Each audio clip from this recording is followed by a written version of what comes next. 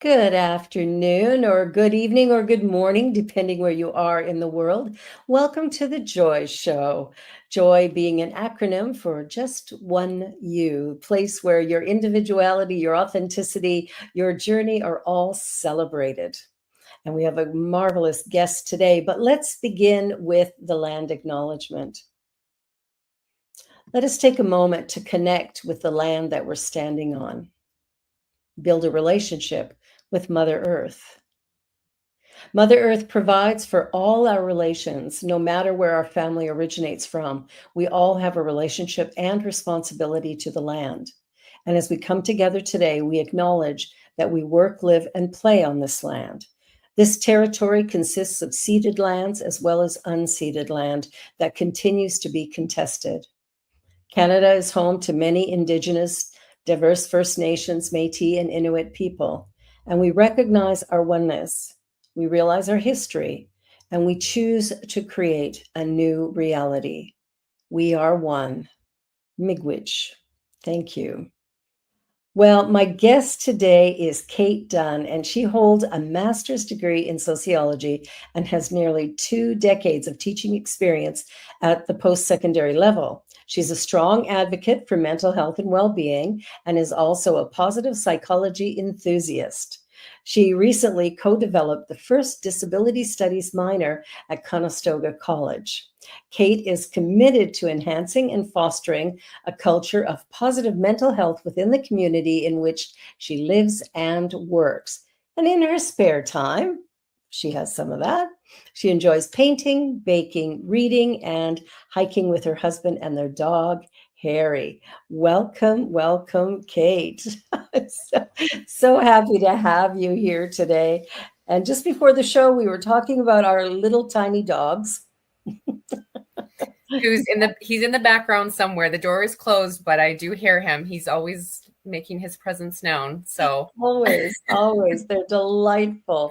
I just, when it comes to my dog, she just makes me smile. She just makes me smile. So they bring us so much unconditional love and companionship. And yeah, I don't know what we would do without dogs or animals. I agree. Mm-hmm.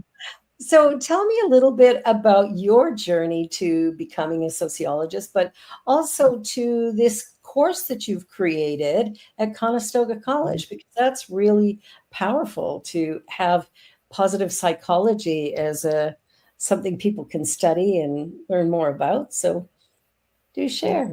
Yeah. So, well, thank you for having me on your show, Barbara Jean. So happy to be here.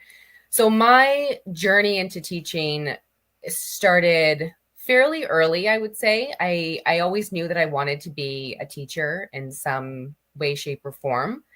And I do remember one Christmas present, my parents bought me a Fisher Price. It was the chalkboard on the front and then the whiteboard on the back. Oh, yes, I remember those. Yes. So I had one of those, and I would line up all of my teddy bears, my dolls, my Barbies. Everyone was on a learning journey.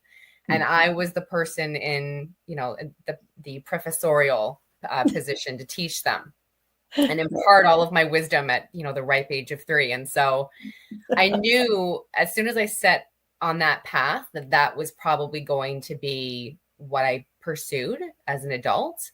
Yeah. And then I did a co-op placement in high school. And I quickly realized that as much as I love children, maybe the elementary level was just not for me. It wasn't the right fit.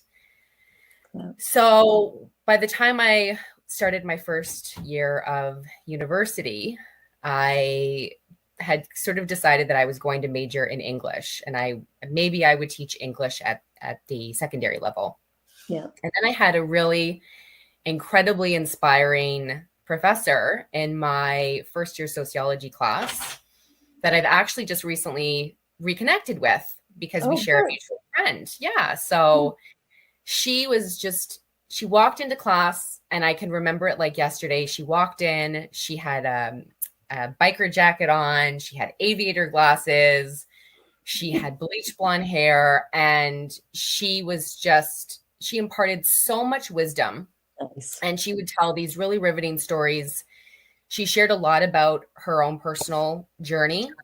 And she was very passionate about criminology and deviance and risk and resilience. And she gave us the space to really feel like we could share our own personal opinions. It wasn't just a very passive educational experience, which I'm sure all of us in some way, shape, or form have had, where Yes, we feel like we're exactly. being to, Oh, as yeah. opposed to it being a very reciprocal, sort of organic experience. Yeah. And so, she gave us that ability. And I sort of looked up to her and thought, I want to not only be doing what you're doing, but I want to be just like you. I want to be that professor that students sort of look up to as a mentor, as somebody that is going to be just as inspiring. And so that changed the trajectory of my teaching journey in a way where I started off at elementary. Then I dreamt that I would be at the secondary level, and then I ended up in post-secondary. And I decided that I would major in sociology just from that one experience. It was 4 months. It was a wonderful course. I loved it. We went through all the units of family and deviance and social stratification and theory and all of those wonderful pieces of sociology. So that's how I ended up sort of on that path. And then by second year, I got into a teaching assistantship. So I was about 19 or 20 at that time. And I had a very small tutorial. I had about maybe 20 or 25 students. And I was a TA for an introduction to sociology. So it gave me a bit of a taste as to what teaching would entail. Awesome. So then fast forward to now. Yeah. And connecting with like-minded colleagues like Laura and developing the disability studies minor, that gave us the space to create a course that would empower students, would allow them an opportunity to maybe see themselves in the curriculum for the first time. That was a really big sort of cornerstone and goal of developing this minor. So that's sort of the Coles Notes version of getting into teaching for me. I'd get here. I'd get here. Well, that's fascinating. It's always remarkable to me, the teacher that causes that life shift. That one person that I had a teacher in grade 10 who, just my life pivoted at that moment. And it's fascinating when that happens. And I had a teacher in college teaching political science who was frankly brilliant. He made poli-sci interesting, Canadian political science interesting, if you can imagine. So it was like he was awesome. It was exciting to go to class. Yeah. And it only takes that one teacher, Yeah, good or bad, right? I mean, sometimes we have the worst teachers and they stay with us, and the things that they tell us, we hear those things still. We may ruminate over those things still. We hear that voice, a very distinct voice. But there are those teachers that really stick with you, that have also provided guidance and mentorship and inspiration and motivation. And it's been over 20 years, and I still think of her when I'm putting together anything sociology related. Yeah. And that's what you really want when you're a teacher. That's the kind of connection that you want to have with your students. I think so. I think so. It should be, inspiring them to see the possibility of, greater information or greater knowledge, whatever they're looking for, to create it in a way where it's interesting and fun, engaging, creating something where they want to be a part of. Like when I teach a class, I love it when they're chit-chatting. They're getting right into it, asking questions or offering their own ideas. I love that because I know that they're now engaged. And that's the part that's so rich, is being able to share. My role's a little bit different, but still teaching adults and, older adults than you are probably, but it's still that idea of getting that message out there and helping people to feel good about themselves wherever they are. But when it comes to disability, because I've had my own and had to maneuver around conferences and things, either in a wheelchair or using a walker, Mhm. I'm always surprised at how annoyed people get that I'm in their way, that I'm walking too slow, that I've asked them to move, my walker's blocking an aisleway. Like there, I was, I went to a spiritual conference and had people harumphing when I would Mhm. try to say, "Excuse me, could I get past you?" And be like, and I'm like, okay, we need some education Yeah. here that this could be you next week in this same position. So how we treat people. And I know I probably wasn't much better prior to having to use Mhm. one. But it's like the minute you're in that position where you're forced to use something like that and you see the reactions of people Mhm. around you, the sympathy, or they don't want to talk to you, they avoid you because they just don't know what to say. There's a whole bunch of weirdness around it. So bravo, bravo to you and to Laura for creating what you're creating, because that makes a huge difference. It does. And as somebody who I am an able-bodied individual, I have had the privilege of never having experienced a disability, but as someone who has someone very close to them that does live with chronic pain, Hmm. I have sort of bared witness to there's the visible disability and there's the invisible disability. Mm, And if you're somebody that you live with chronic pain, and another person doesn't see those cues of, oh, well, you're not in a wheelchair, you're not using a walker or a cane, so why are you using the accessibility button? And actually hearing people feel emboldened enough to yeah. ask those questions, Yep, they will. They and they will. will. And sort of the immediate need, because as humans we feel a need to explain, right? And so We do. We do. there's that need to, well, I have chronic pain and you might not see it, and it's sort of like, you don't need to explain why you are in an accessible parking spot, why you're using a ramp, why you are using an accessibility button. There's no need to explain yourself. Exactly. Exactly. Um, and there's that lack of compassion and that lack of empathy. Oh, And totally. Yeah. I feel like as humans, we want to try to understand where that comes from. Hmm. And I think the biggest privilege is not being able to understand that, because why would you want to understand where that lack of empathy is coming from?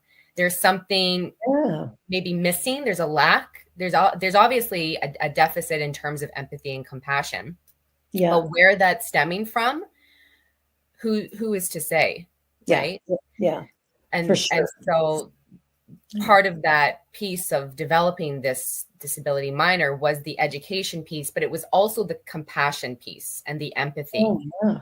Because for a person that doesn't have lived experience or doesn't have some form of vicarious experience, either through knowing someone that is living with a disability, or has some sort of secondhand experience or knowledge with it, Yeah.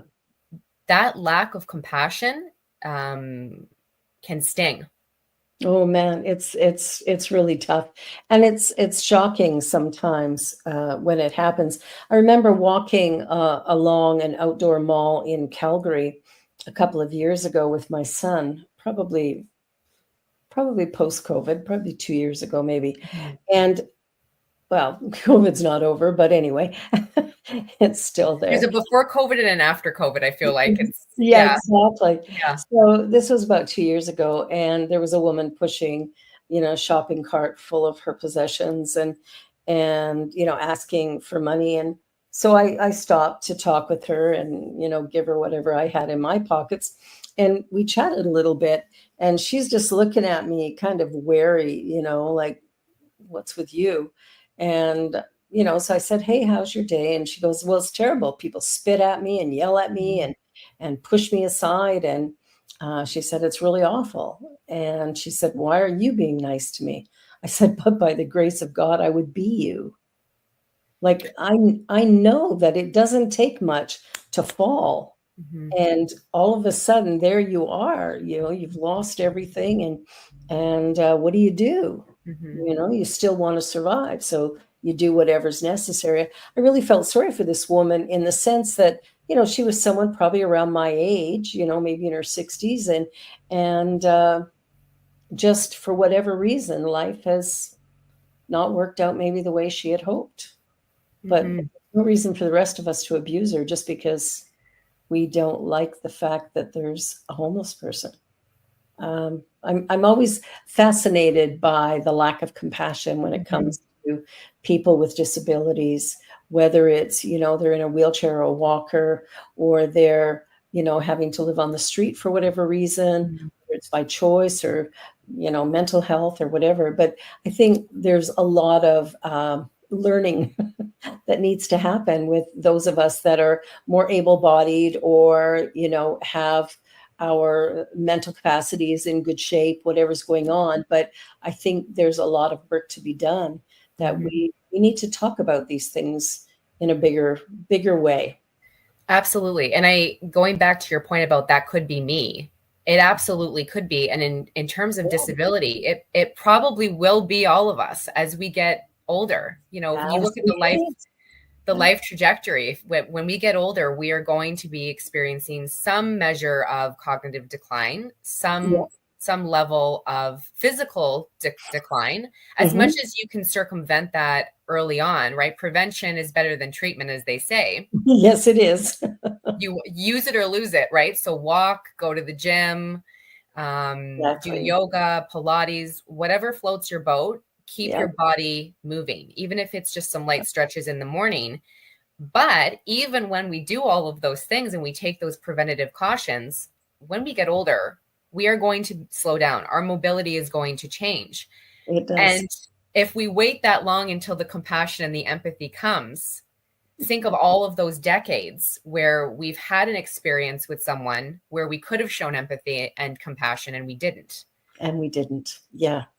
Yeah, that's the big one. I know, as I'm thinking about my health right now and the changes that I'm going through, and there's a couple of conferences next year, and there's a trip to Africa in September that I wanted to do. And odds are I'm not going to be able to do any of the trips, not in 2025.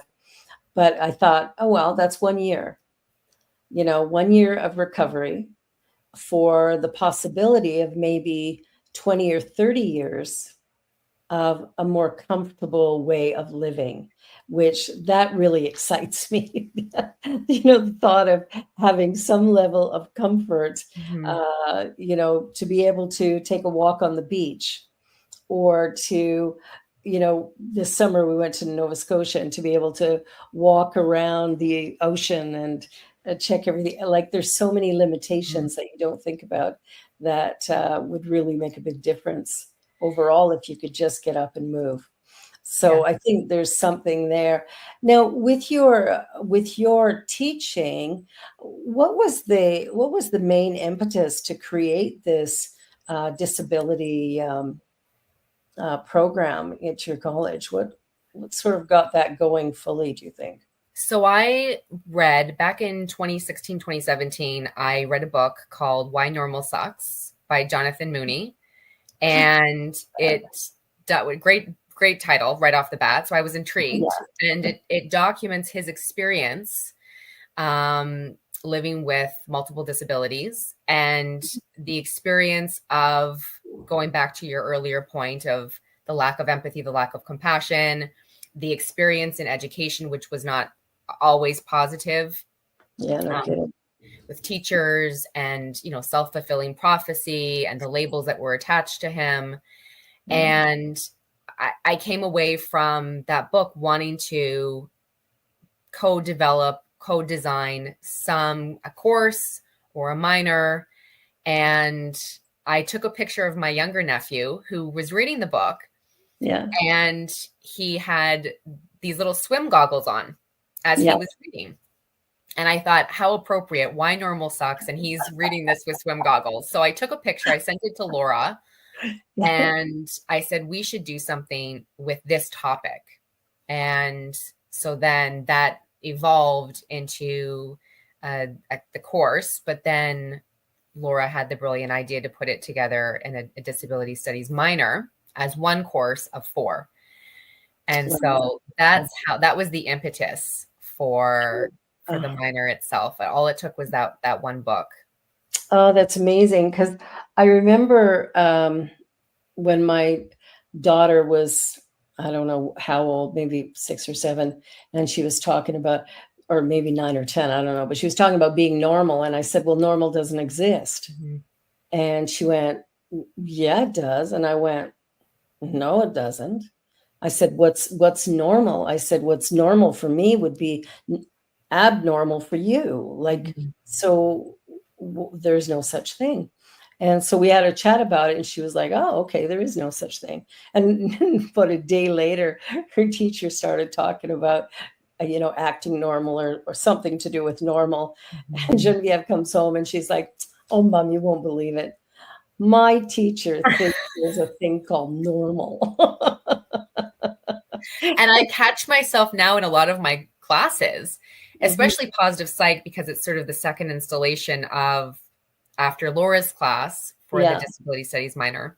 Yeah. And I go to say, oh, I don't label positive or negative emotions positive or negative.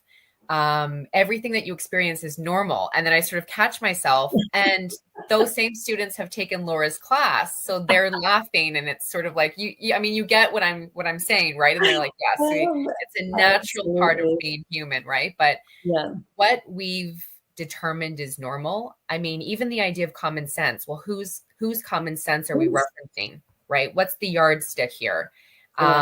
And the idea of normal and abnormal has changed significantly. I mean, it was normal at one point in time to go to shows that were literally labeled freak shows and see individuals. I remember, yes. Right. See individuals who had, various lived experiences and looked certain ways that we did not deem at the time to be normal. If you tried to do that today, that would be considered abnormal, and not just abnormal, cruel. It would be considered cruel. Yeah. Right? So thinking about all of those different pieces in the past, what other things, and I encourage my students to ask themselves this, what other things in the past have been considered normal that aren't today, especially when it comes to things like gender, not just disability, but gender, right? Gender's a big one. Yeah. Studying men as the standard and discerning different types of illnesses or diseases and solutions to those. Based on white males, when it was a completely different experience for women as another category, just one other category. That's just one other category. Yeah. Right? Yeah. And that's only just recently changing. Oh, absolutely. Absolutely. Yeah. That's the thing, that there's so much we don't know, and we've put ourselves in this little bottle that says, I know. That's our cognitive bias, right? I know I am all knowing, and I'm going to then confirm. That's confirmation bias, right? I'm going to look for sources of information or people that are going to shore up what I already believe to be true. I mean, how many of us are really seeking out sources of information that run counter to what we believe to be normal or we believe to be natural or true? It's probably not happening enough on a regular basis. Not much. I think the most interesting one that I've heard of is a jazz musician named, I think, Daryl Jones, maybe.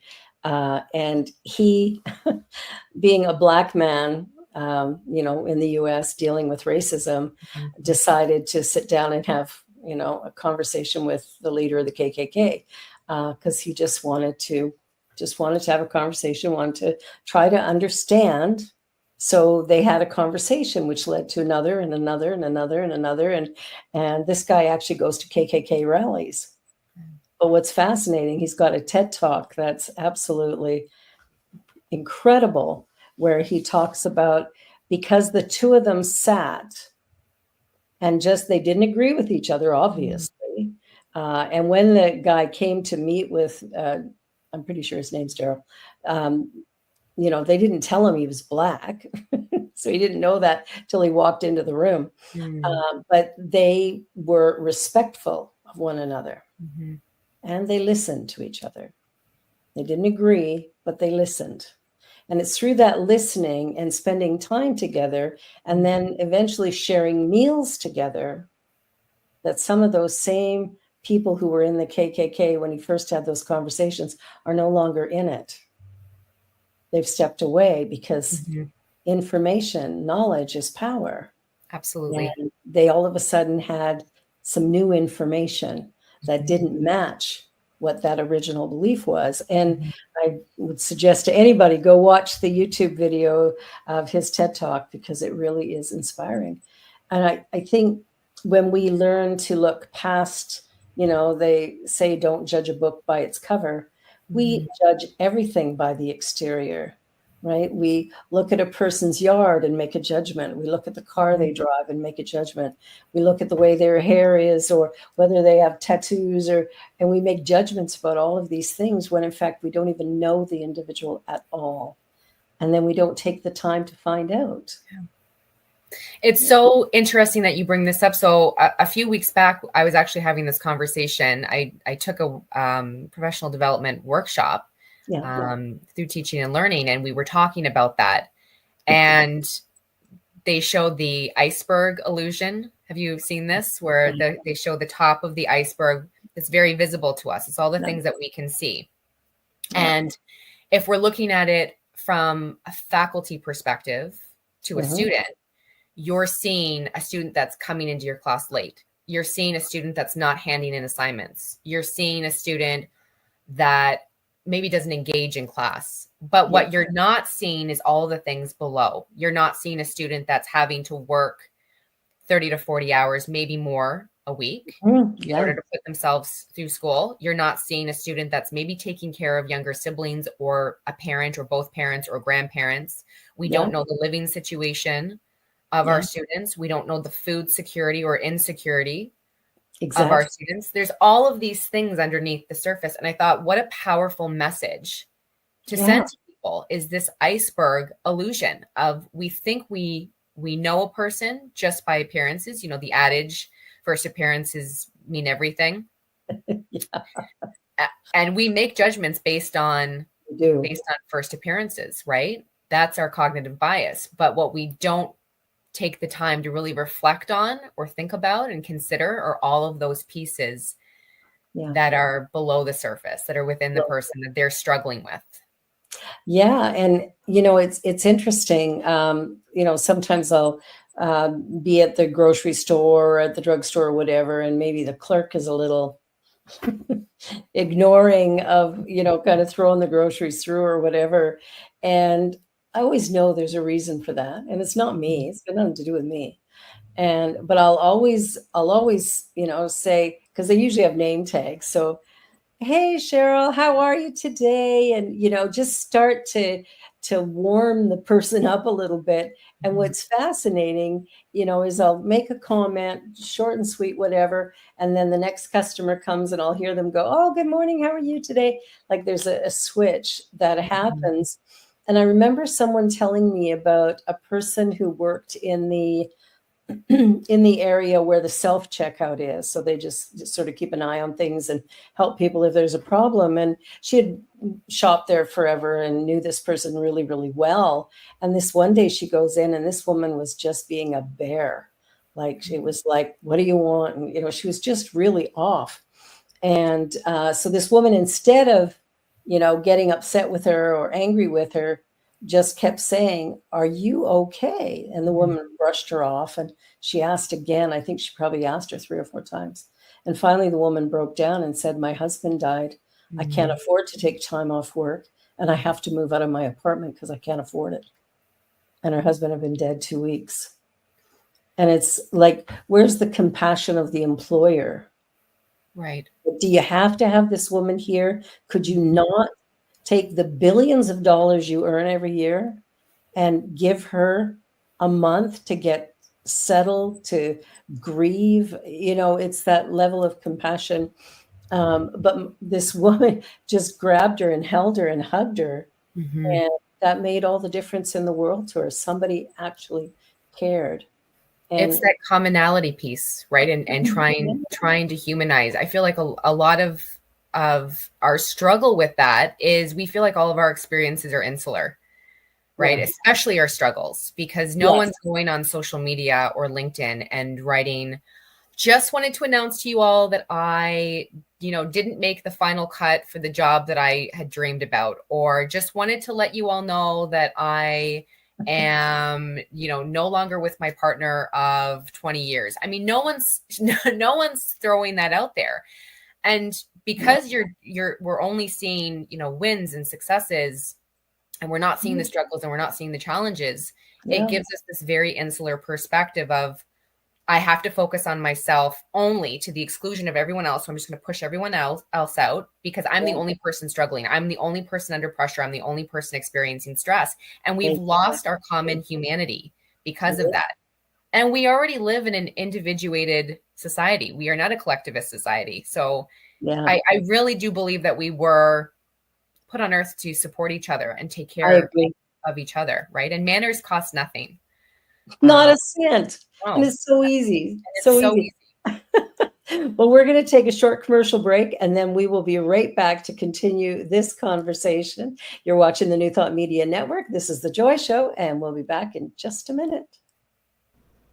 Please help us say thank you to our organizational sponsors, including the Hepperlin Foundation, Affiliated New Thought Network, International New Thought Alliance, Science of Mind Archives and Library Foundation, Center for Spiritual Living Denver, Center for Spiritual Living Midtown, New Thought Philadelphia, Planned Happiness Institute, Summit Center for Spiritual Living, One Heart Retreats, Center for Spiritual Living on the Lake, Unity Spiritual Center, Kitchener, Om Center for Spiritual Living, La Mesa, Satya Center, Center for Spiritual Living, North Jersey, Unity of Savannah, and Center for Spiritual Living, Seattle, as well as all of our individual donors.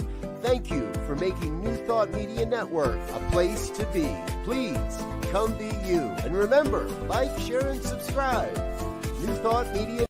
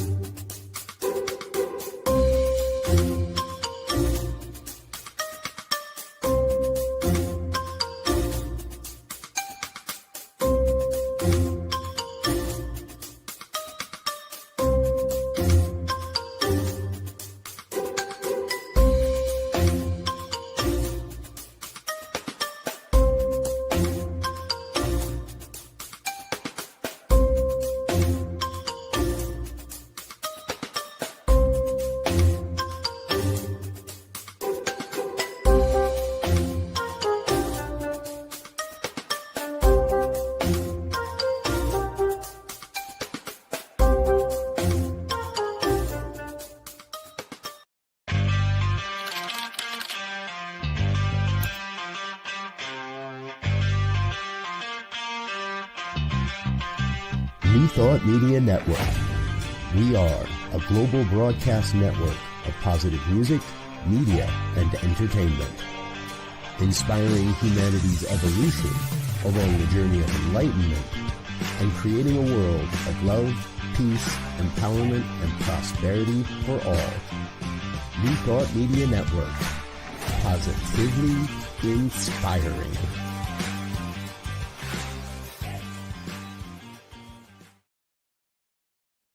Welcome back, everyone. We're having this great conversation about normal and disabilities and all kinds of fun stuff.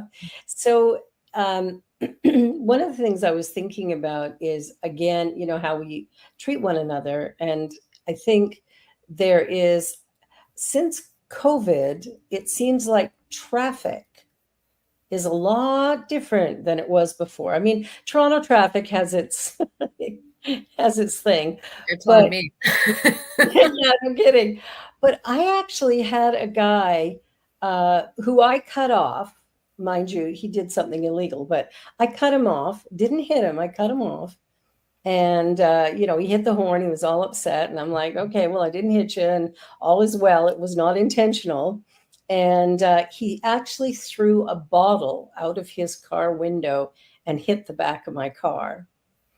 And I'm like, okay. But I look at stuff like that and just there's been interesting things. You're sitting at a light and somebody will go into oncoming traffic to get around you when the light changes, just in case you're slow.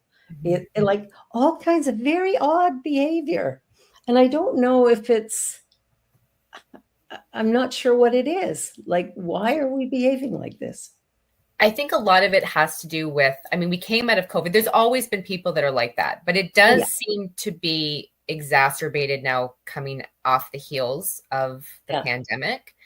And I think it has to do a lot with that self-isolation of us being away from individuals. And again, going back to that piece about all of my struggles and my pressures and stresses are all insular to me, right? I'm the only person dealing with this and I'm under immense pressure.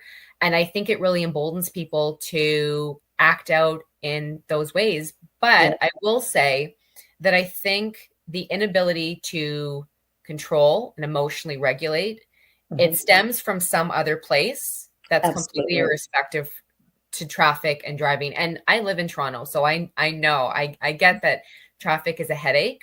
Yeah. And when people cut me off or, they drive aggressively and they end up one car ahead of me, I just sort of say, you must be in a bigger hurry than I am. And that's okay. So you have to get to somewhere much faster than I do. I am going to enjoy the drive. I'll listen to a podcast. I will take in the scenery.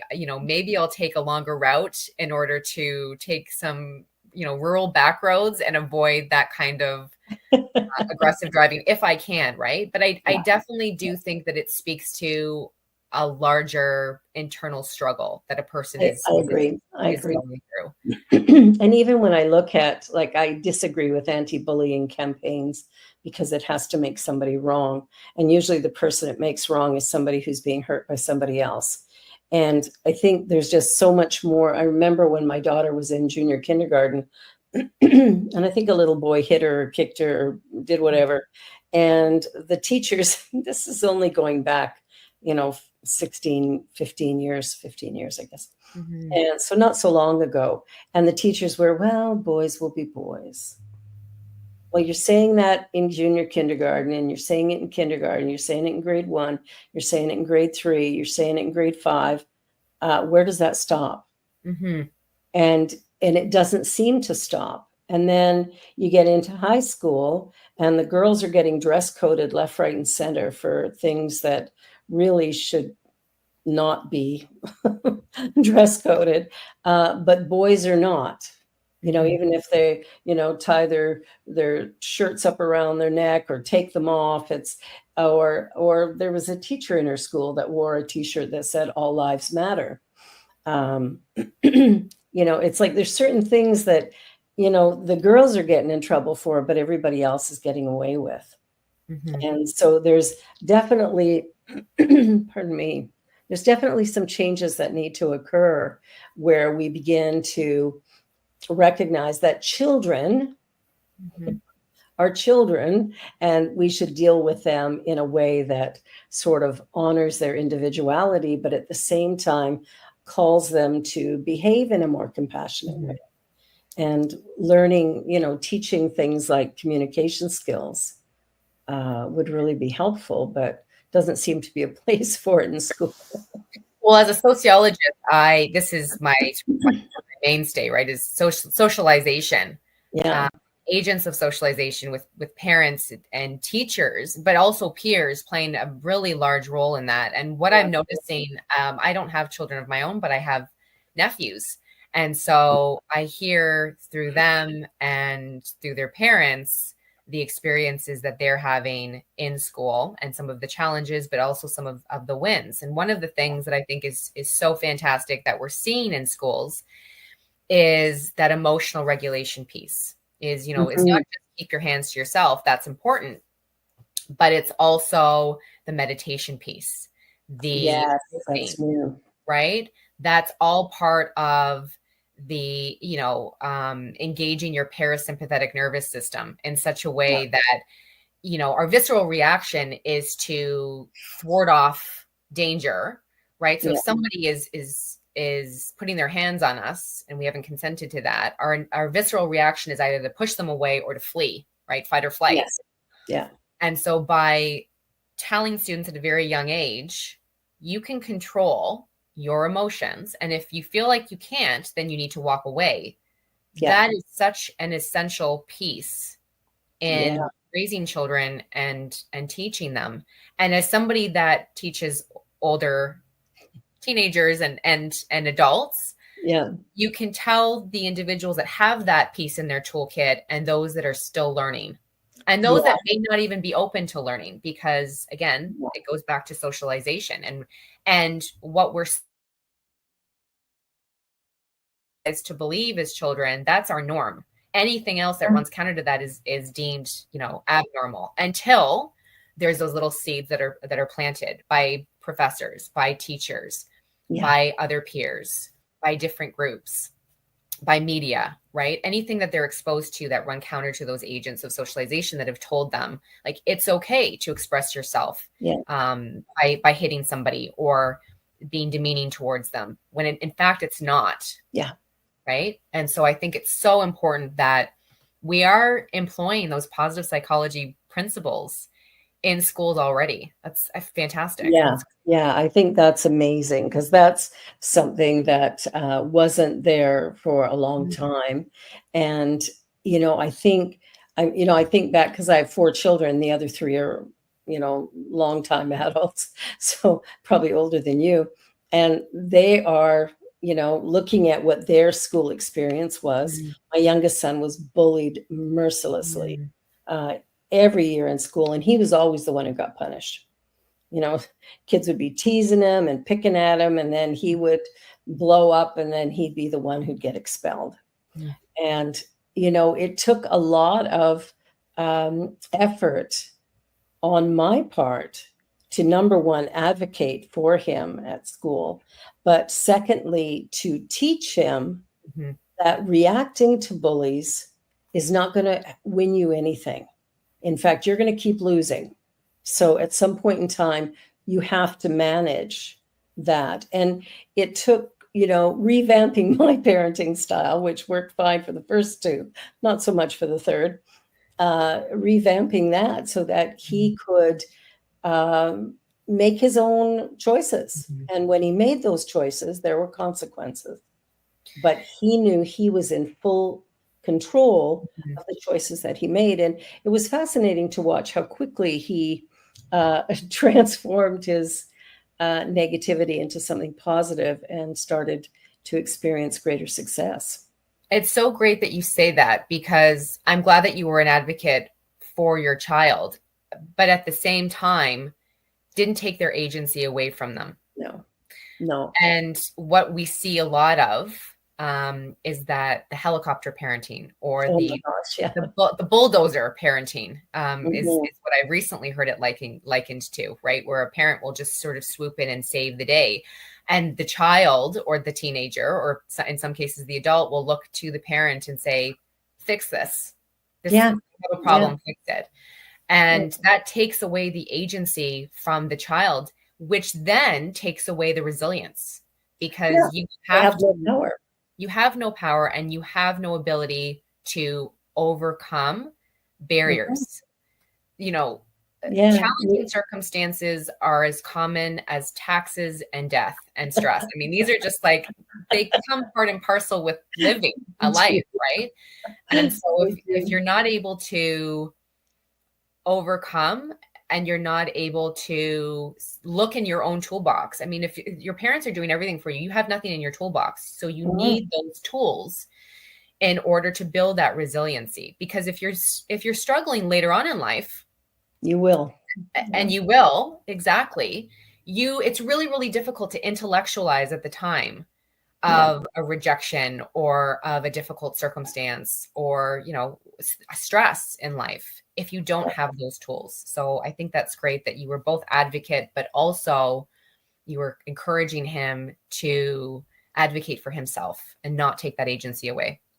Yeah, he had to learn that life is filled with experiences, and every one of them has some kind of consequence, whether it's positive or negative. There's always going to be an outcome to everything that occurs.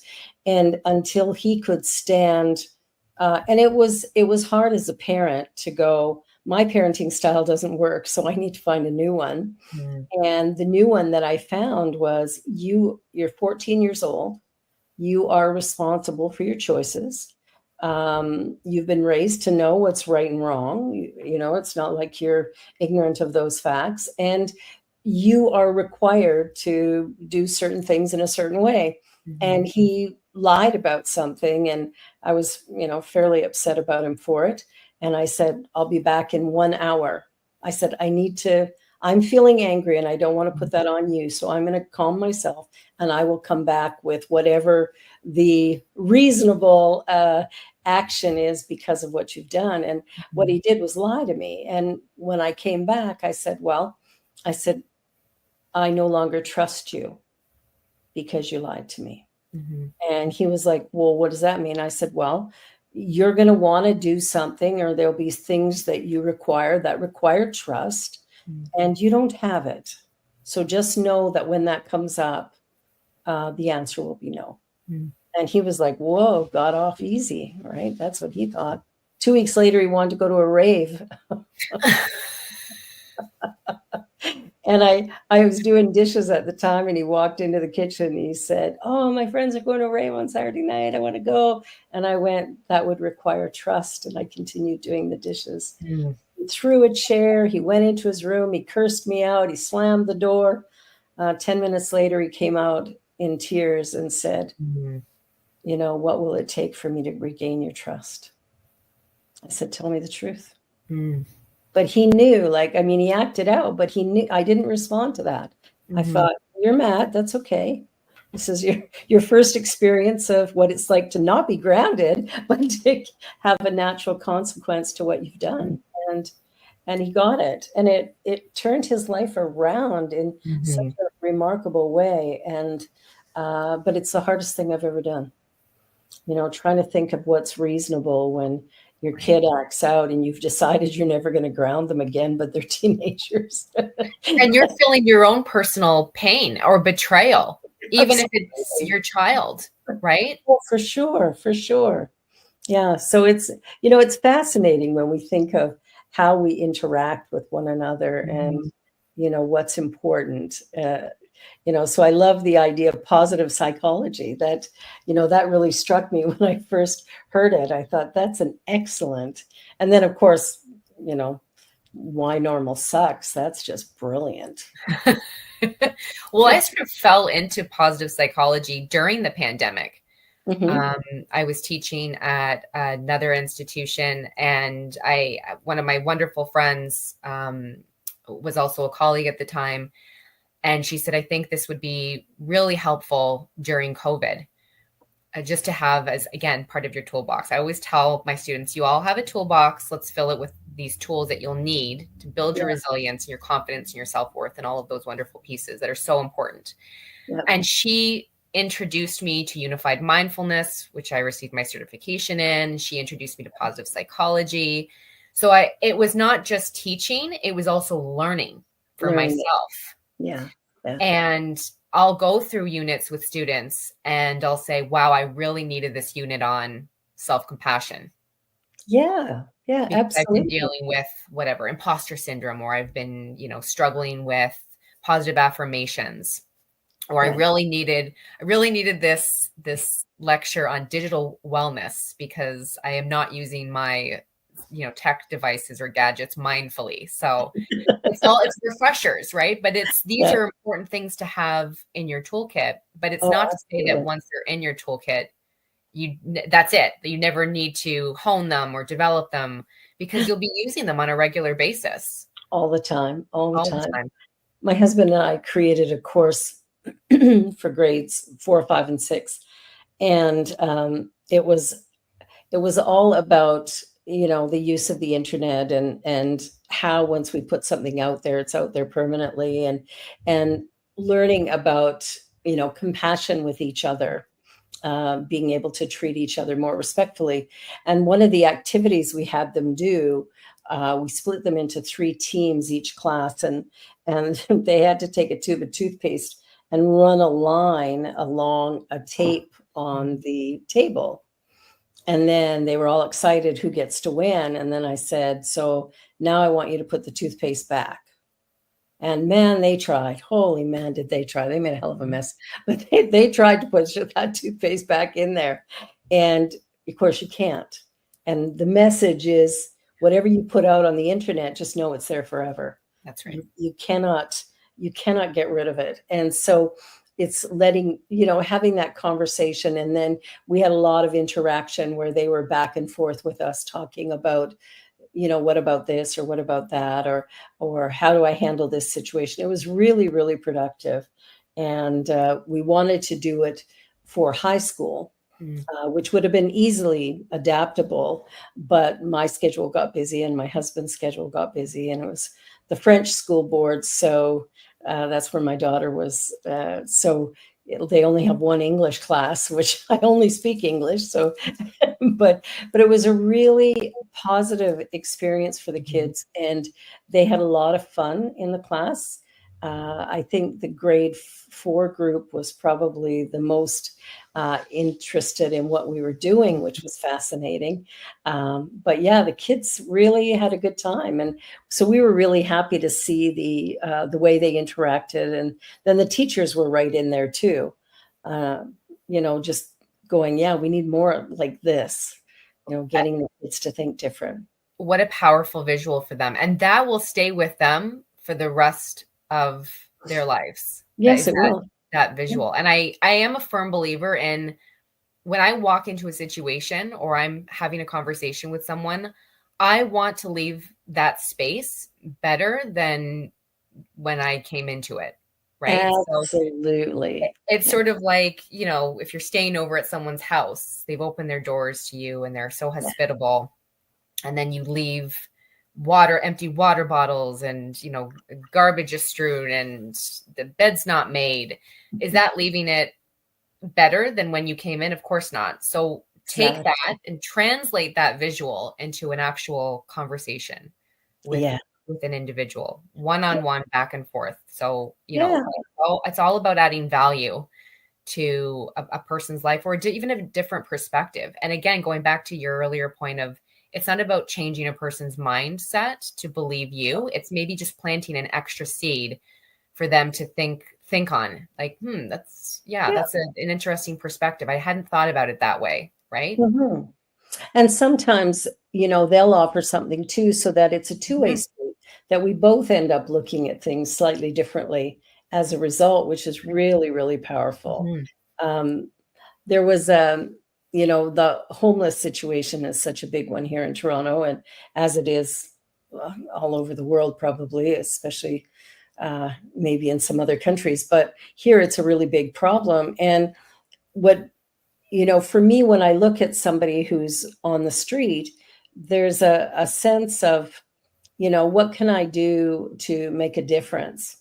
And, it might be leaving them with an extra pair of socks, or just smiling and having a conversation, realizing this is a human being. Like, why do we shun?